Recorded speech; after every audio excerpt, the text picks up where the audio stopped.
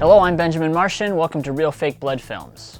So this short started with this jar. I've had it for a long time and I love it, and I've always wanted to make something super gnarly to put inside here and make a movie about it. When I was writing the short, we were actually pregnant with our second daughter, Solaris, who was born in March.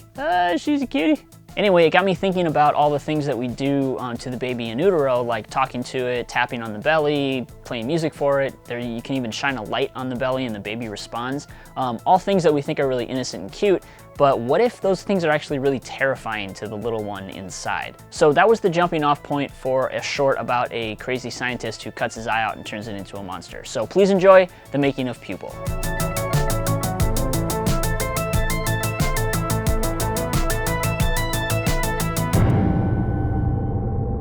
To make the eye creature, I first need to make the mechanics for the puppet, and I love using unconventional materials. So I'm starting with a spring door stopper and attaching a ping pong ball to it with hanger strap. And this is all going to be controlled with cable running from the eyeball up to the handle. So right now I am attaching the cables to the end of the eye.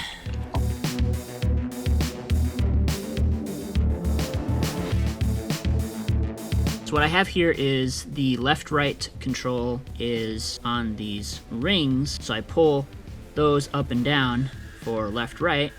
The up-down is attached to the handle, so I push down, eyeball goes down, I pull up, eyeball goes up.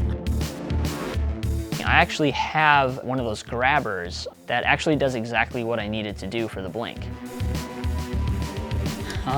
All right. All right, now I think it's time to paint the eyeball. I am painting the eyeball while it's spinning on a drill, and if you want to check out how I paint eyeballs, check out the eyeball painting tutorial in the link below. All right, very happy with that. Look at that, yeah.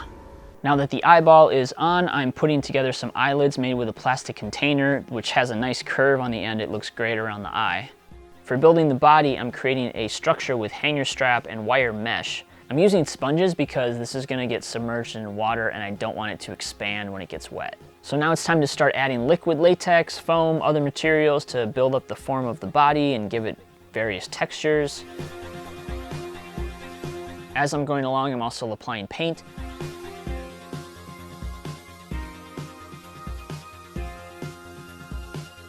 A great technique for creating veins is to apply strings of hot glue, and then when it's dry, you brush paint on so it only sticks to the hot glue.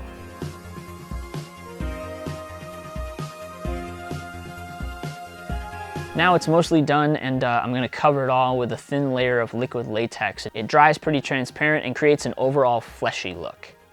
To make this thing a little bit gnarlier, I'm gonna add bits of fake hair, like coming out of cracks and stuff like that. And this was actually weave hair that Bianca was gonna throw out. And I was like, no, don't throw that away. I'm gonna keep it, I'm gonna use it.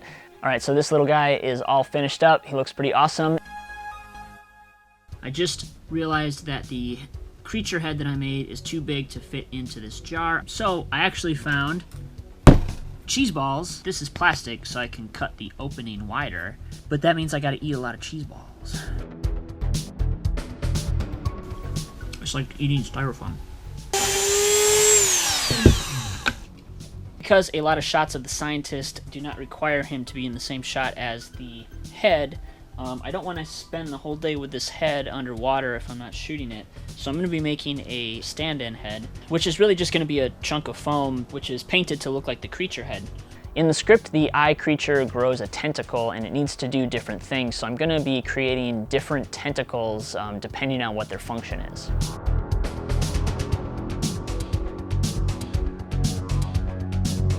I'm also making a fake X-Acto blade with aluminum foil tape and gluing that to the end of the tentacle.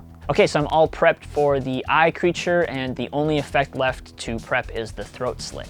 It's a piece of liquid latex over his throat with a pre-cut slit in it, and there's a tube running on the inside that's gonna pump the blood. If you wanna see that effect in greater detail, check out the throat slit tutorial. Okay, everything is prepped, ready to go, and now it's shooting time.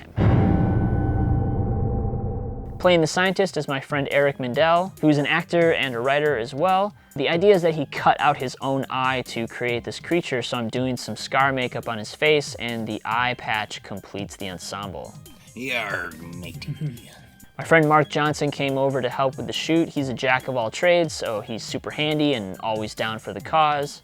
The set dressing is just random electrical things and wires to make it look all lo-fi and sci-fi. The first thing we're shooting is the creature's POV from inside the jar, which is shot on my GoPro in a waterproof casing. It's an auditory stimuli. All right, let's cut. That was awesome.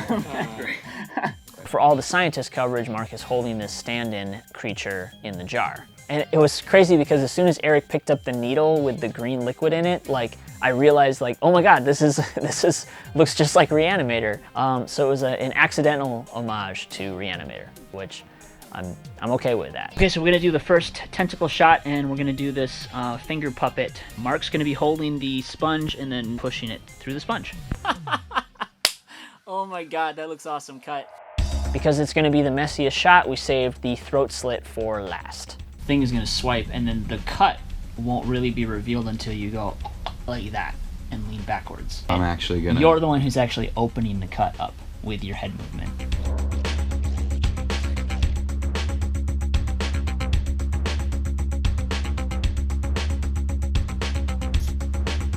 Yeah, on camera that looks great. Okay, so here is Eric prepped and ready to go. He's got a slit in his throat, tubes running down the back. So we're about to do some blood tube work. We've got a garden pressure sprayer. It's what, I think I got it for $10. So we're doing this effect in two parts. The first part is where the tentacle slices the throat, and that's actually me operating the tentacle because it's just easier if I'm looking through the lens. I can get the angle and position just right.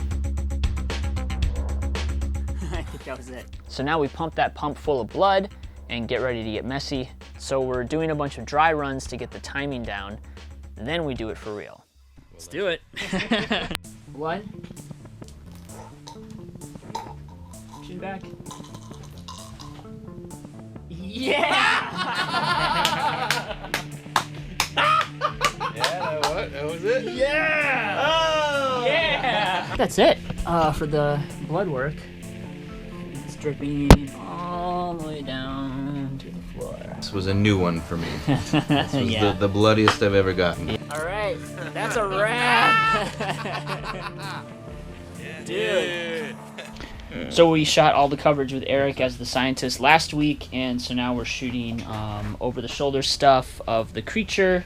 Mark, who is about the same build as Eric, is going to be doing the stand-in work for the mad scientist. These are the inserts of injecting the needle, tentacle shots, reaching for the blade, pulling itself out of the jar.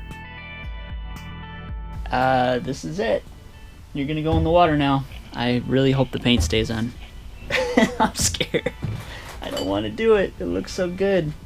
I put so much work into this thing, and if it all falls apart in the water, I'm gonna. Here we go. Got this. There it goes. Okay, so I'm puppeteering, and I have a monitor here so I can see the feed. Keeping in mind that the feed is backwards. It's a little confusing, but I'm getting the hang of it.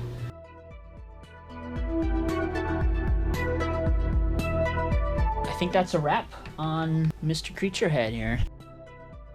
It was awesome. My pleasure, man. It was awesome. Always fun to get bloody with you. Oh, dude, it was so great. So I had saved a handful of shots that I figured we probably wouldn't get to on the one day that I had Mark, and so that required a third day of shooting, which is just me and the creature puppet.